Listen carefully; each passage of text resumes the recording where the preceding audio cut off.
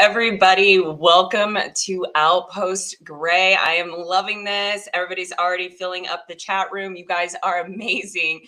For any of the newbies that are coming in, welcome. This is Outpost Gray. I am your host, Jack Scott. Here at Outpost Gray, what I do is deliver you information in cybersecurity, technology, and innovation. And just so you know, Outpost Gray is in partnership with Grant Thornton, and everything that is delivered on this show is of my own personal opinions and thoughts, and it is not a representation of Grant Thornton's opinions or thoughts. So before we dive in, I want to take just a few seconds and just say hello to everybody. Lupe, I see you in there. So good to see you. Michelle, I love seeing the repeat offender. So I have to show this. I should have started. So I have to find this message. I love this, James. This is so true. It's like a family getting together on Sundays for dinner, except for it's a Thursday for YouTube streams. Absolutely agree with you. Eventually, we're going to have matching shirts for anybody who loves NIST. I plan on making an I Love NIST shirts. We'll have to figure out how to make that happen. But you guys are awesome. And James, actually, and Lupe are part of a white paper team writing a NIST paper. So more to follow on all of that. Can you guys hear that bird back there? Because if you can, let me know. I forgot to shut my windows. So this will be fun. The bird's going to join us. Okay, so let's jump into it. I'm really excited about today's guest. We have the haunted hacker, aka Mike Jones, aka previous anonymous hacker. So a lot of wealth, a lot of information is going to be getting dropped on the show today. He's also a dear friend of mine and a brother in arms. And what we're going to be talking about, and I'm really excited about, is we're going to be talking about hacking multi-factor authentication. I think a lot of us get a false sense, including myself, that using multi-factor authentication will save us from all of these different attacks, these myriad of attacks, which is partly true. Not going to say that isn't true. But what we're going to show you today is how easy multi-factor authentication is to hack. And then from the expert himself who does the hacking, we're going to learn some tips and tricks on how to avoid maybe or mitigate being hacked with multi-factor, or, you know, is it your device? Questions like that. So make sure that you queue up your questions. If you do have questions, drop them in the chat with a capital Q so I can make sure to grab them out. And let's go ahead and get to it. Bring on the guests.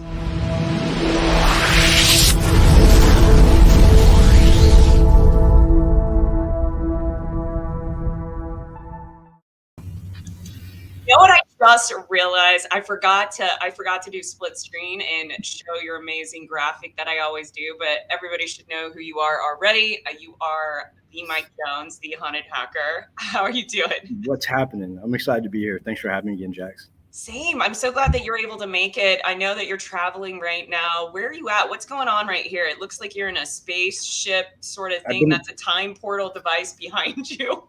I've been abducted by aliens. No, really. I'm in Boston, Massachusetts at the Loft Hotel doing a TechStrong live event where I just got done doing my workshop on hacking Androids.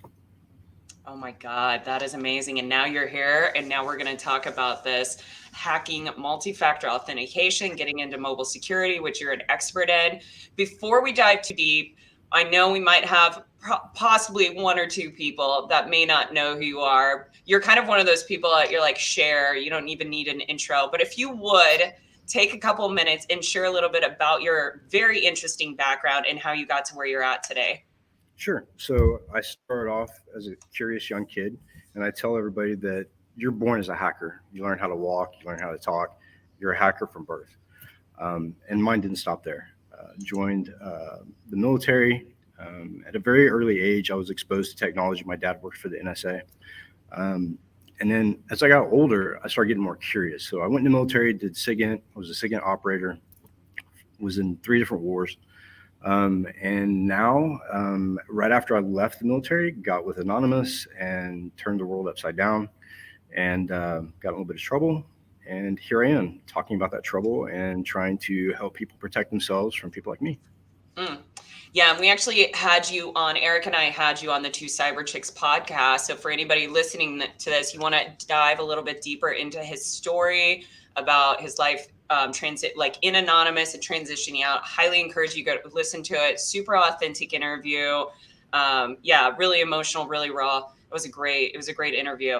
But we're not going to dive into that today. We're going to dive in and we're going to start picking on your expert side of mobile security. So let's first, before we dive into the actual hack, let's talk first about mobile security. It's not really a big sector. It's kind of growing just within the last 3 to 5 years. So what do you do in this space? So I look for ways to circumvent security controls that are embedded in mobile devices. I met up with a good friend of mine, another guy from Texas, Jonathan Scott. A lot of people know him by Data. Does a lot with iOS. He focuses a lot on Apple products. So I decided to roll with the punches and attack Android, because to me, Android is more interesting. I like it better. And I really wanted to learn the ins and outs. So I look at ways that people use phones as a lifeline, the type of data, the type of activities that they carry out on their phones. And I realized that your whole world is a culmination of different aspects, right? You have your work, you have your home life, personal life, romance, all that good stuff. And guess where all it takes place? On the phone.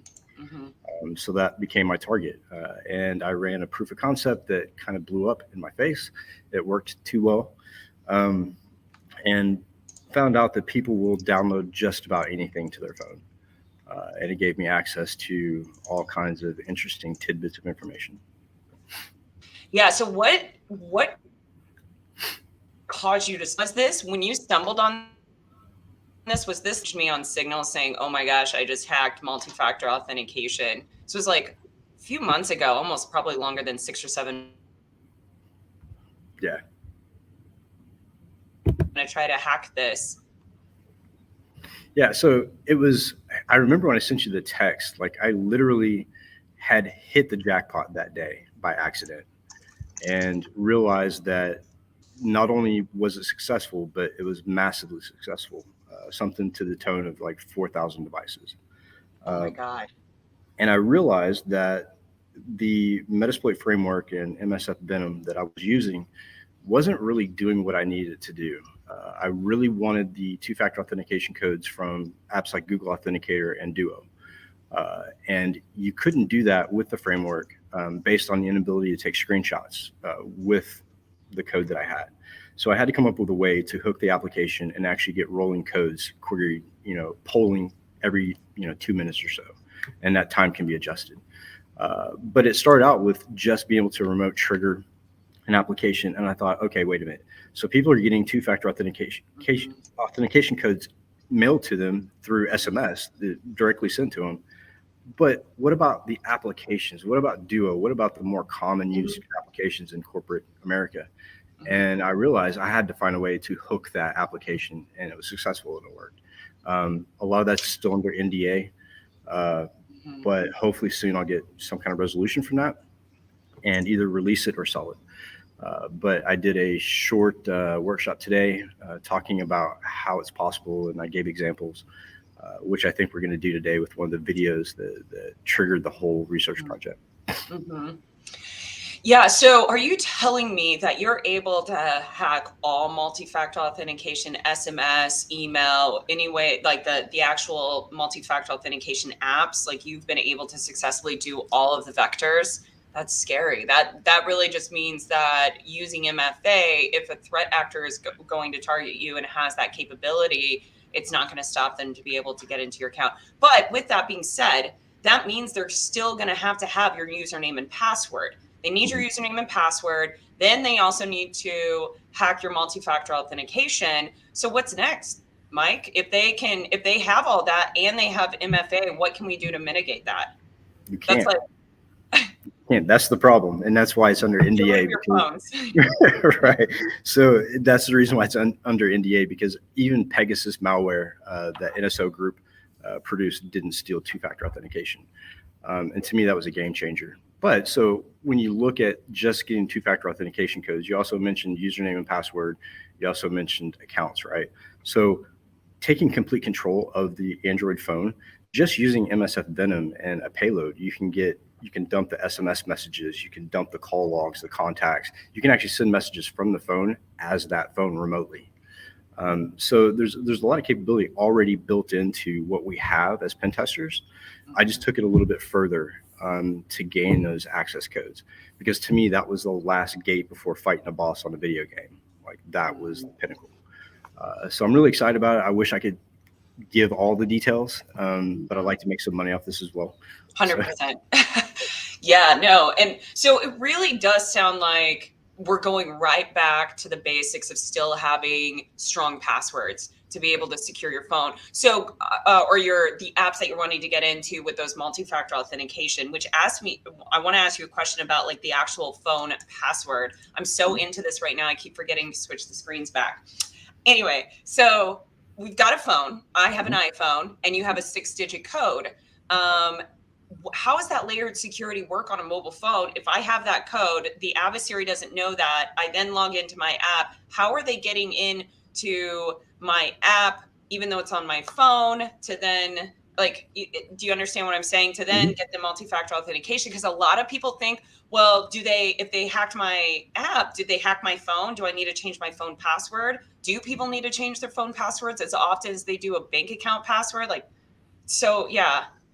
Yeah, you do most of your life. Most of your life revolves around that mobile device.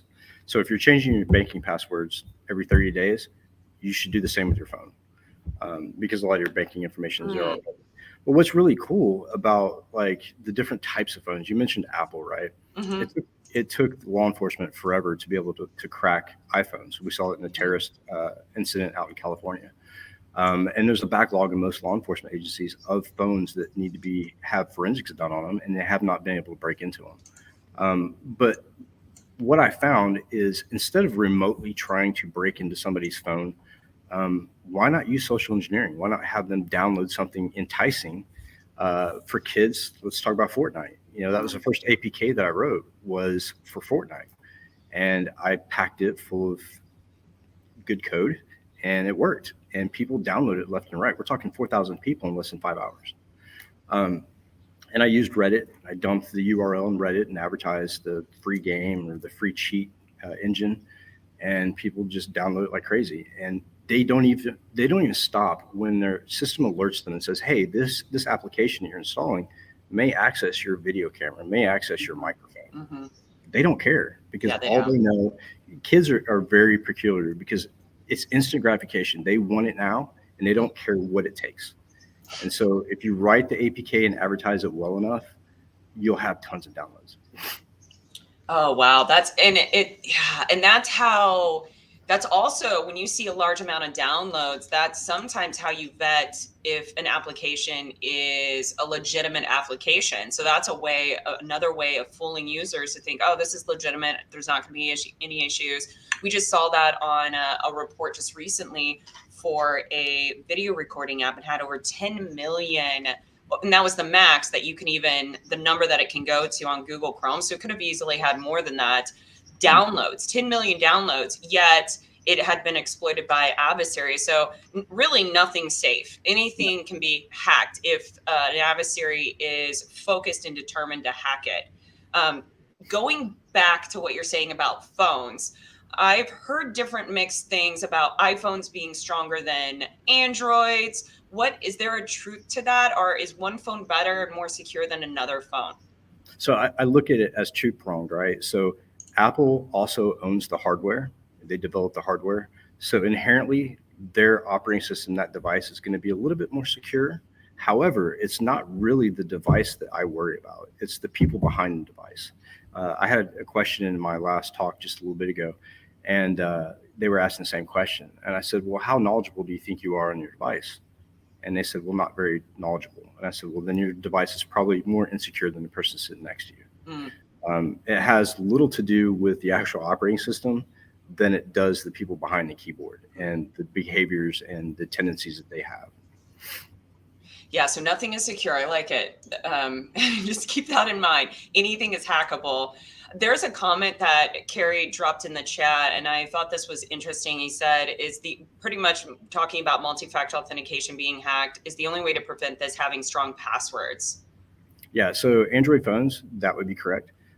You do have the option of like a fingerprint, but that's, I mean, we've all seen that. That's been hacked as well. Fingerprints have been forged. 3D faces, using pictures of an individual to unlock a phone. We've seen that happen. We've seen the, mad girlfriend with the boyfriend that's asleep and using his thumb to open up his phone and see what he's doing. I mean, there's multiple ways to defeat those security measures. Yeah, absolutely. And we were talking on the pre-show about this too. If anybody wants to get into an organization or to a phone, they're going to create a way to get in, even a 0 day. And I'd like to talk about 0 days because people talk about, oh yeah, you just create a 0 day and just go drop that on somebody. And I don't think that individuals understand the cost and the complexity of creating a per se 0 day. Most threat actors use already vulnerabilities that are out there. And we've seen that. We saw that in the Ukraine attack with the MedDoc. That was on a vulnerability. That was a known vulnerability. The organization knew about it for 6 months prior. It was used by WannaCry just a few months prior, but it wasn't patched. So what are your thoughts about like 0 days? How much do those typically cost? Do threat actors usually go after 0 days as if their attack?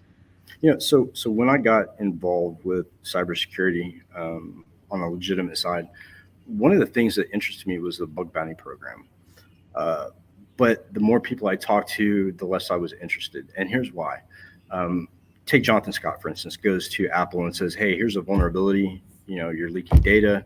Let's stop this. And by the way, here's the bug that I identified. A lot of companies will come back and say, well, thank you for your effort. That's actually a built-in feature. Or that's really not a vulnerability. So you go into this phase, this weird cycle of trying to justify if it's a vulnerability or not. And let's talk about true 0 days. Those operations and those people strictly focus on just that. That's their primary objective is 0 days, right? Mm-hmm. So you have groups, you have companies that build those, that use those in their everyday operations. But if you look at like lone wolves and maybe some hacktivist groups or maybe some hacking groups, they rely on other people for 0 days because the amount of time and effort you have to put in, the amount of overhead that you have to spend, the type of people you have to collect that have development skills and vulnerability identification skills. Like it's a lot of work for little reward, especially if you have to split it between like 200 people. So a lot of the 0 days that individuals come up with, you'll find on the dark web, and they sell those. They have a really good monetary value. The problem is they don't have a good shelf life because once that exploit is used, guess what? It's not a 0 day anymore. Mm-hmm. Yeah, it's already gone. It's trashed. It's so true. Okay, so let me ask the viewers: are you guys ready to see a recording of Mike hacking some MFA? Yeah, like that. MFA. So let me get a little backdrop. Yeah, let's do it. Quick. So this was the first phase of collecting two-factor authentication. The biggest problem I had with Android was the framework and the code that I was using was unable to take screenshots. I had already learned how to trigger the remote application, bring up the two-factor authentication. So the part that's under NDA is a code that I wrote in order to hook the application to get a rolling tally and rolling numbers from multi-factor authentication from the servers. And it goes directly to me, but it's not through any kind of GUI. It's not a screenshot. It's actual data that goes into my server. And once it's released, then I'll gladly come back and demo the full version. Yes, please. When do you think it'll be released? Do you even have a timeline on that right now? The government works very slow. Exactly. So it's really up to them. And hopefully nobody beats me to the punch. NSO Group was really close. I'm just hoping that this code that I wrote withstands what the government's going to go through. Mm-hmm. Yeah, 100%. Yeah, everybody's over here. I asked them if they want you to do it. We've got a lot of fires. Yes, let's do it. 100%. Everybody's ready, so don't disappoint. All right. Okay, let me share the screen. All right, here we go. Dun, dun, dun, dun. Oh, I should play some music for this. Hold on. No, it's like not very long. Oh, I got the suspense. Let's see what's going to make. Maybe? Like Yeah, we'll do that. It's the only thing I clicked on. It's my pump up music. Here we go, guys. Ready? Typing it in. Bam! 6-digit code. Hold on, in case you missed it. We're going to do it again. Okay. And that easy. That's a little scary, not going to lie. So imagine, yeah, talk us through it. Imagine waking up and having 5 gigs of multi-factor authentication codes from multiple devices around the world. It was shocking. And not only was it shocking, but it was scary. Like the first thing I did was, which law enforcement agency do I contact first? So basically in the video, this is very simple. I'm using Metasploit framework. I'm using the Android payload, interpreter payload, and an APK that injected that payload into, downloaded it from a web server onto that phone and installed it. And because of the evasion techniques I use, the phone didn't flag it. And so you can see it automatically just hits the authenticator and gives me codes. Now, here's where the dilemma came was I was able to get the code, but how do I get that remotely? Because I don't have a screen share option. So I had to look at the code of the Android apps, how it's built. I had to actually learn how to develop Android apps in order to build the code to grab that screenshot, take the information from the screenshots, and actually pipe it into something readable remotely. So now, not only does the application, the authenticator not pop up, but everything happens in the background, and all the codes are delivered through that reverse shell into a web server. This is a great question. So Roy is asking, is this with any MFA or just Google Authenticator? No. Any application you have on your phone that handles two-factor authentication, multi-factor authentication codes from a service or a server, I can exploit. I identified the Google Authenticator just by looking at the apps that were installed on the phone remotely through an interpreter. You do an app_list and it tells you everything's installed. So then all you have to do is do app run and then the name of the actual application, the way it's, com.authenticator, whatever, run that and automatically pulls up that application. So I thought, okay, so I see the application in front of me on the phone, but how do I get that information to me remotely? And that's where the secret sauce comes into play. Oh my God, I can't wait till we have you back on the show to discuss some of the secret sauce. So now you've scared everybody in the chats, running for the hills.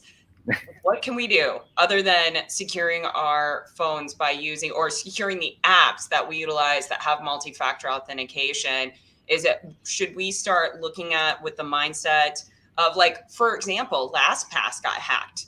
And one of the things they said to mitigate the future hacks was to use multi-factor authentication. Well, if that's out the door and you can get into LastPass, and what do we need to do? Just start changing passwords and have even more complex passwords and change them more often?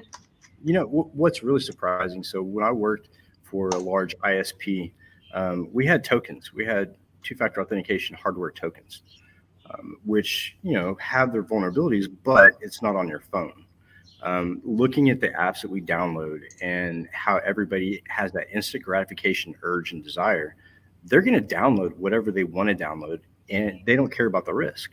So the way I look at it, losing two-factor authentication or multi-factor authentication is going to force us to look at the way we develop technology now, because we've developed ourselves into a corner where we can't get out of. Mm-hmm. Once two-factor authentication is gone, what do you use? I get that question all the time. People are like, "What? Since you've defeated this, what else? How do we protect ourselves?" My answer is, I don't know. Like, this was my goal. I'm not a developer by trade, and to be honest with you, like, I think that two-factor authentication should be gone, because a lot of people handle it wrong. And look at banking, right? So when you log into your bank account and they send you an SMS with the authentication code, SMS is so easy to crack. Like, why are we still using that? Mm-hmm. Yeah, we have a false sense of security is what it's sounding like with MFA. I think a lot of people just assume, well, I've got MFA. I think that people even assume, I don't know, this is just an assumption. Anybody in the chat want to tell me your thoughts on this would be great. But I think people think, well, my password can be mediocrely strong, but because I have MFA, and MFA will save me because that's like the strength. It's like building a house that has a mediocre foundation, but then putting like a nice fence around, a nice strong fence. And you're like, that's what I think they think MFA is that fence, it's going to protect them, that electrical fence, where they have maybe like a half good lock on the door that's general, but you could kick the door in. What's your thoughts on that? Do you feel like that's how a lot of people work with MFA? I feel like they use it as a life preserver. Like they think that they don't have to, like you said, they don't feel like they have to formulate complex passwords because they have multi-factor authentication. But I mean, like I said, two-factor authentication has been defeated in SMS for a long time. Part of the module for the Android exploit within Metasploit is actually dumping the SMS messages into a text file and be able to read every text message. Yeah. So, I mean, if you have their phone, you know the bank that they use, you can go into their email, look at what bank they're at, log into it, and get your two-factor authentication code remotely. Yeah. So I own their bank account.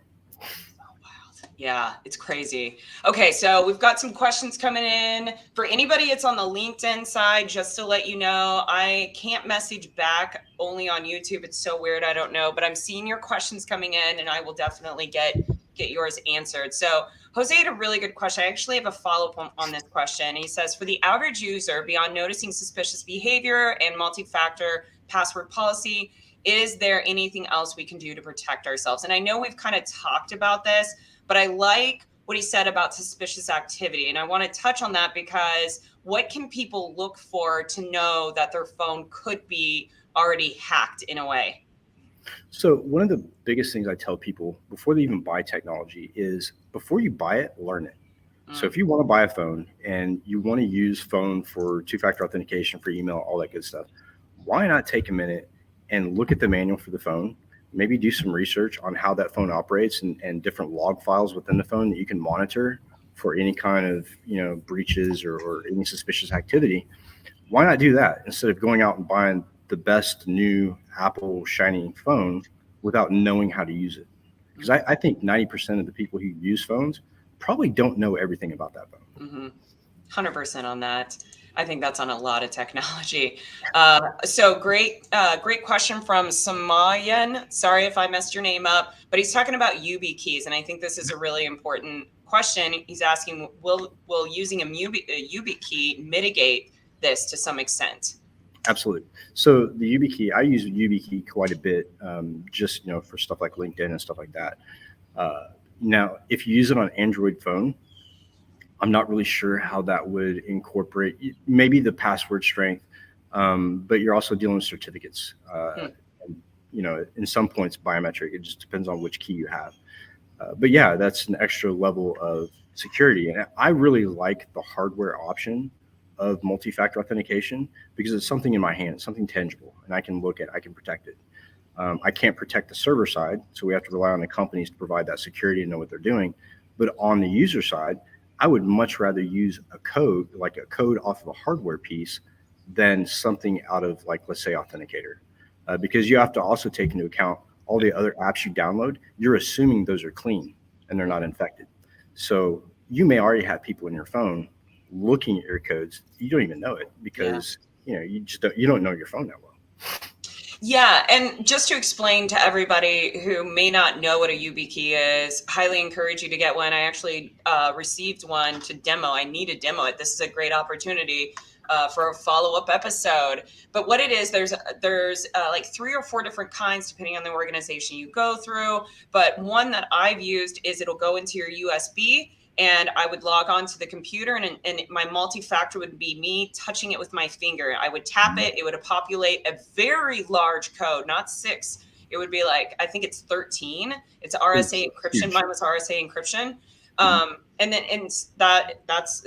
the only way I could get on the network was to have that YubiKey. And that YubiKey is specifically assigned to that machine. And so, yeah, it worked great. We use a lot of those in the government. Yeah. But you have, like, I've used the ones that aren't plugged into the computer, and they're like a keychain that you can have. Yeah. Yeah, it's like a little digital display, and it gives you the rolling codes on that. Now, in the past, those hardware tokens have been hacked just based on the algorithm of the random number generator within the token itself on server and client side. So there's some hangups when it comes to hardware, but no technology is flawless, really. Yeah. Okay. Another question that we've got from Gershon. What about Authy? Is it requires PIN or fingerprint to open? Can you bypass that? I haven't taken a look at that. Really, this whole concept came from looking at the reverse of Pegasus malware, and trying to figure out where they fell short. So I haven't really dove off into that yet. That's an interesting question. I may hit that pretty soon. Yeah, that'll be awesome. And then I think we already covered this question right here, Carrie. I think you're talking about a YubiKey. So yes, that's going to help going into your USB. That'll help with you. Don't lose it. Yeah, that's such a good point. Don't lose it. It's like, let me see if there are any other questions. I haven't been looking in the live chat for a minute. I like this. Kimo, great comment. Yep, we need to focus on security as layers in order to have the best defense mechanism. Security is more about hardening rather than bulletproof solutions. Yep. To an extent, I agree with that. But I'm going to be devil's advocate because I have drank the zero trust Kool-Aid. And so I'm doing an episode next week about talking about security architecture. We're going to talk about zero trust. But I agree with this. It's better than nothing. But I think that layered security, defense in depth is what we call it. I think that it works, but it's not going to work in the next 3 years, or it's not going to work in the next 2 years. I think technology and adversaries are moving too quickly.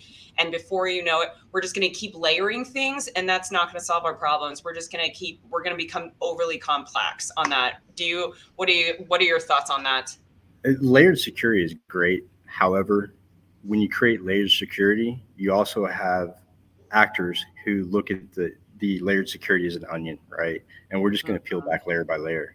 And a lot of people that have multi-layer security, like security in depth, the problem is sometimes those layers, you can bypass other layers just by hitting one and getting access, right? It's just misconfiguration, poorly architected. I don't deploy layers of security. I look for the new technology, or the technology that has not been just completely hosed by attackers. One of the reasons why I hit Duo and Google Authenticator, two of the first ones, was because they're so often used. And of course, Google also claims 100% security on those things, and I just want to prove them wrong. I love that. That's your personality. Okay. I have some more questions that came in, but I don't think we've hit on them.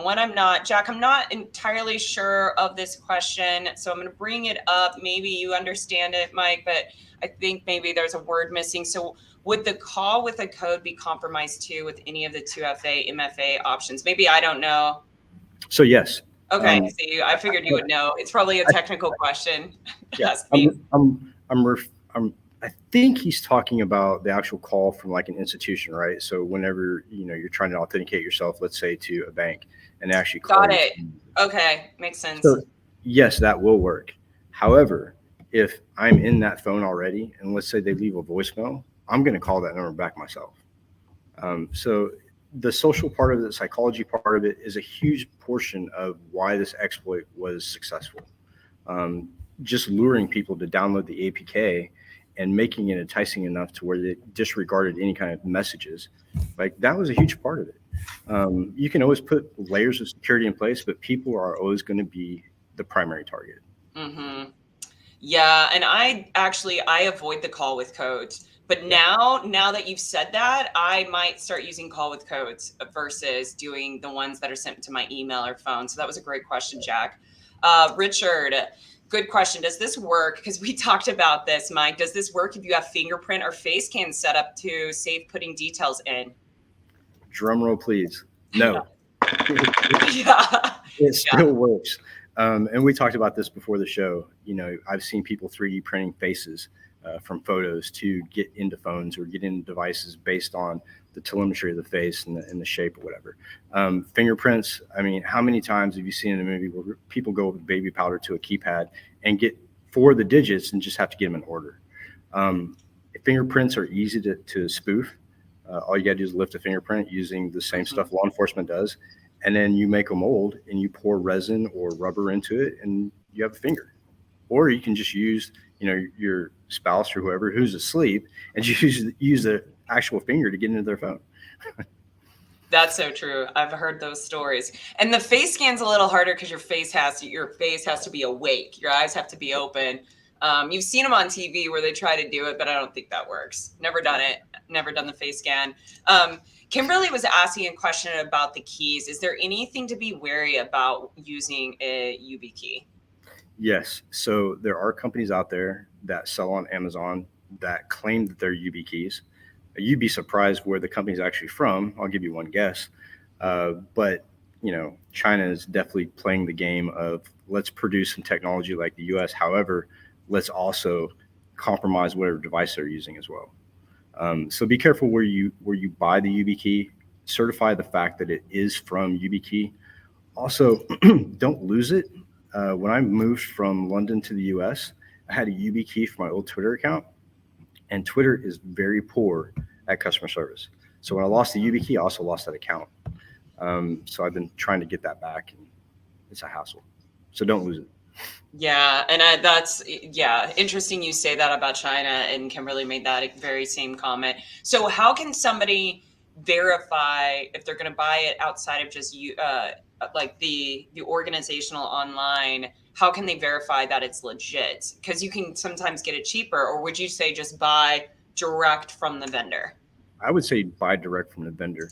I've seen USBs, not even UB keys, but USB thumb drives that are being sold on Amazon that actually have malware on them. And it's funny because people think they're getting a deal and they buy a USB key for $1.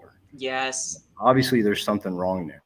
So be like a bank, be like a corporation. Do your supply chain audit and your security. Find out where they got the UB key from. What company is it? Look them up. Do some OSINT on them. Question by Will Daniels. How do you feel about passwordless and its impact on zero trust? I know NIST specifically talks about going passwordless. So, I haven't dove off into that very much. When people say zero trust, I tend to go tone deaf. Like I can't hear what they're saying. Zero trust can work in some situations, but as an overall way of doing business, I don't think it's going to work in the long run. And passwordless, like just the name, just the word passwordless makes me nervous. Like I'm so used to passwords. I've been in the industry for over 20 years, and we've always preached passwords. Now, if they can show me a technology that is even better than a password that has not been hacked and carries a high level of security around it, sure, I'll give it a shot. But when you say passwordless, they have to come up with a better word than passwordless, because that scares people. Yeah, I agree with you on that. When you hear that, you're not going to have a lot of people in the industry jumping on board when NIST is saying our ultimate goal is to get to passwordless. I don't think we're there, not only as a community, the cybersecurity sector, much less. Right now we're still trying to get people to use multi-factor authentication and update their passwords.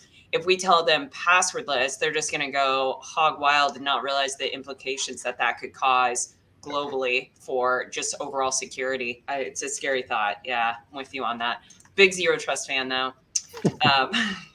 That's so funny. You're like glassy-eyed, don't want to listen. I didn't know that you felt that way about zero trust. That's interesting. We'll definitely have to do a chat on that. I would love to pick your brain on it. I love everybody's opinions of it. So let's talk about threat actors. We talked about the vulnerabilities of multi-factor authentication. Where do you see this impact spreading if this let's say when this capability gets in the hands of a threat actor, because it's not if, it's when it happens. What do we do? What's going to be the future? I want to try to leave everybody on a higher note, that because we're in a grim place knowing that our phones could be hacked and we're going to have to figure out another way of securing ourselves. So one of the things that I took into consideration when I developed this code and this attack was, who do I want to sell it to? Who do I want to give it to? And FBI was immediately taken off the list because they would use it on citizens.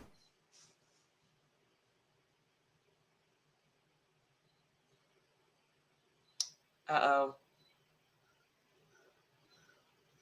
I don't know who froze. I did. I'm in a hotel, so. Okay. I was like, Wi-Fi. So yeah, anyways. Okay. Yeah. So. Yeah. So I took the FBI off the list. left the CIA on a couple other agencies because they focus externally, foreign. I didn't want this code used on domestic citizens in the U.S. Yeah. And the FBI would definitely do that. Now, if it doesn't go through with the agency, I may end up releasing it. And at that point, I'm not. Oh no, we were doing so well. I think the adversaries are upset with you, Mike. I'm here. Oh, you're back. Okay. Sorry. No, you're okay. So yeah, you were saying if working with the CIA and if that doesn't go well for you, I don't know who I'm going to go to. Yeah. I may just release it, but I don't know who I'd release it to or what the benefit is. So True. That's a tough spot to be in. Well, I'll have to do a follow-up show and talk about where that is because that's a big pivot. I want to touch on that point because you're working for the agency. We know that the agency, well, and I'm talking about this very lightly from the knowledge base that I have from the research I've done on a paper around Edward Snowden. And I know some people that are in the chat right now, their hair is stand up. And if anybody knows about Edward Snowden and works in this space, I guarantee you probably have your opinion of what he did. And I'd love to hear your opinion, Mike, of like what he did and how you feel about what he did by leaking the data when he worked at the CIA.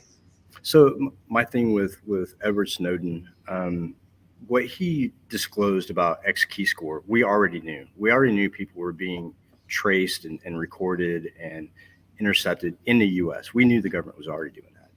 I mean, back during my dad's time at the NSA, I'm sure that they were doing that. So it wasn't big news. However, the actual program X key score ended up being unconstitutional, and an appeals court was turned around and said that it was against the law and the Constitution for them to go after Snowden for X key score because X key score was actually a violation of the Constitution. But however, Snowden is still in Moscow and can't come home, even though they've proven that what he leaked was actually unconstitutional. So it's really confusing. And the way I look at Snowden, he could have leaked it in a better way and protected himself. But it's really hard to say how that went down. The only person I think really knows besides Snowden is probably Oliver Stone and my friend Ralph Eshmandia, who was a technical consultant on the movie Snowden. And, who knows what the real truth is. However, I don't look at him as a patriot. I don't look at him as a convict either. I think he just leaked something, and it was something pretty obvious. So the way the CIA took it, the way the government took it, I think we had just gotten through, Afghanistan and 9/11 and all that stuff. And, they were pretty gung-ho on national security. And I think they used him as an example. Yeah, 100%. Okay, so we're getting close to wanting to do a wrap because I want you to share about some of the projects that you've got going on. But before we do that, for anybody that's new here, just to let you guys know, this is Mike Jones, founder of H4unt3d Hacker, prior anonymous hacker. He just hacked multi-factor authentication with us. I want to show the video to you one more time because this is kind of scary, but also really cool. So within seconds, he was able to get Google Authenticator to generate a 6-digit multi-factor authentication code to him. So pretty exciting. If you haven't been able to watch all of it, I recommend go back, check out the video. You won't be disappointed. Also, you need to find Mike Jones. He's the man. I'm going to be dropping his socials here in the chat in just a second. But Mike, you've got a lot going on. You're the founder of H4unt3d Hacker. You've also, I want you to share about the nonprofit that you launched, but if you can, will you share some of the things that you have going on, things that you're doing, but things that you're also kicking off? Sure, absolutely. So Hackers for Vets is live and a real thing. I think we just got our first donation. I can't confirm that yet, but it's quite substantial, and I'll release who that donor was later on. I also was just on the BBC World Service News Hour in London for an interview about digital ad fraud. We just did the documentary for Kaspersky, and of course the podcast, the speaking engagements. I'm speaking in Nigeria at the end of the month, my first talk in Nigeria. Just a lot of stuff going on. It's super busy. I try to keep myself busy, but balance is super important. So if you're listening and you're getting yourself busy, find something to balance yourself. 100%. Balance is so critical. So let's talk about Hackers for Vets. What is this all about? What are you going to be doing? Because, there's starting to be a lot more veteran cybersecurity central nonprofits that are getting founded. So why did you even create this? You're already super busy. Why did you decide I'm going to create this foundation? And then what are you going to provide veterans through Hackers for Vets? Sure. So it's about giving back, right? So my whole career in the past, I guess 5 years, has been about giving back and making somebody else successful. Because I find that the true meaning of success is watching the help that you give somebody else and where they take it and where they go with it. So that's my value, is looking at people that I give to. And so Hackers for Vets, we're going to raise money for the nonprofit. And what we're going to do is have veterans submit an essay about why they should get the award or the scholarship, along with their service and what they did in the service. And you have to have an honorable discharge. I can't include people that have been dishonorably discharged from the military, but you'll get either money, a certification voucher, laptops, whatever you need to get into cyber successfully and get a good start. That is our primary goal. So far on our board, we have Gerald Ozier, who's on the board, Matt Lee, Jonathan Cole, who is just retiring from the Marine Corps. Jats, you're going to help out as well. And it's just going to be a community effort. And I think it's going to be really cool. I see really good things for the nonprofit. I love that. And I dropped your social LinkedIn in here, and I told people to follow. And Bob Gray, is it safe to follow Mike? Can't confirm or deny that. Follow at your own risk. Yeah. That just threw me off. There was another question that I was going to ask you. Bob, it's your fault on that. Crud. It was Hackers for Vets scholarship and everything. Oh, good golly. Can't remember now. Oh, well. Anyway, final thoughts before we wrap up. I know we've got people in here that you definitely scared the socks off of them. We've also got some newbies that are still trying to break into the industry. What advice, outside of just security and multi-factor authentication, anything, can be anything. What advice do you want to give the listeners? Absolutely. I'm going to sound like the X-Files here for a minute, but knowledge is out there. You just have to go seek it. When I first started in the industry, there was no YouTube hacking videos. There was no, certifications or courses that we could take. We had to learn on our own. So when people ask me, how do I get started as a pen tester, or how do I get into cybersecurity? I say, first of all, find something that interests you within cybersecurity. And there's tons of information. You have YouTube, you have Cybrary, you have all these resources that we didn't have. So dedicate yourself, find what you like, and push hard, and be passionate about it. I love it. And we have a LinkedIn user asking, how can they help? What can they do? What is the best way? I've dropped your LinkedIn in there, but what can they do to better support your mission, Mike? Just give back.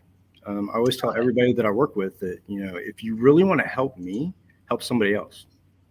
Yeah. Oh my God. I love you. I'm so glad that we were able to finally get you on the show. Well, we have it a 2.0, Mike Jones 2.0. So you're awesome. I'm going to go ahead and I'm going to send you to the green room now. Cheers. Bye. Oh my gosh. That was amazing. Dear friend of mine. So excited. You guys were so engaging tonight. What a fun live stream. I had so much fun. If you enjoyed this live stream, make sure to like this. Go ahead and share it out with others.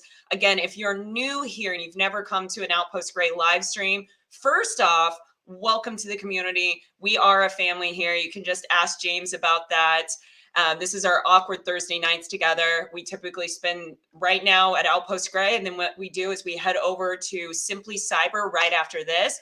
I don't think he's live streaming tonight. He is on leave, on vacation. So not sure if we're going to be on Simply Cyber, but that's typically what happens.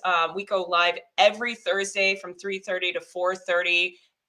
And next week, that's what I was going to say. Next week, what we've got going on is we've got two amazing guests. You guys, anybody that's been on the Simply Cyber stream or has been part of What's on Your Radar, you should know Eric Taylor. He is amazing. He's going to be on the show with Stefan Simmelroth, and we're going to be talking about security. Security doesn't have to cost 6 to 7 figures. And the more money you spend does not mean you're more secure. So we're going to talk about all of that. We're going to talk about defense in depth. We're going to talk about zero trust and the pros and cons of those. So make sure you come. You don't want to miss that live stream. And then final thing, and if you haven't done it, please, we would love for you guys to vote. Just to let you know, I also have a podcast called Two Cyber Chicks. It's been around for about 1.5 years, but Erica McDuffie and I rebranded this January. It's a podcast that is hosted by ITSP Magazine, and we are thrilled because we were just nominated for the European Cybersecurity Blogger Award. It literally takes like 13 seconds to vote for us. I'm going to drop this link in the chat. All you have to do is put your information here, scroll down. We're right here under noobs. You click Two Cyber Checks. If you want to vote for other people, cool. I don't really care about the other people. Just care about Two Cyber Checks. Hit submit. You're done. And I would love that. It would mean the world to me. That concludes the show today. I will be on next week. As you know, outside of that, I'm going to chat with Mike for a little bit in the green room. And then if Simply Cyber is going on, I'll see you guys over on the Simply Cyber side. You guys are amazing. Thank you again for showing up. See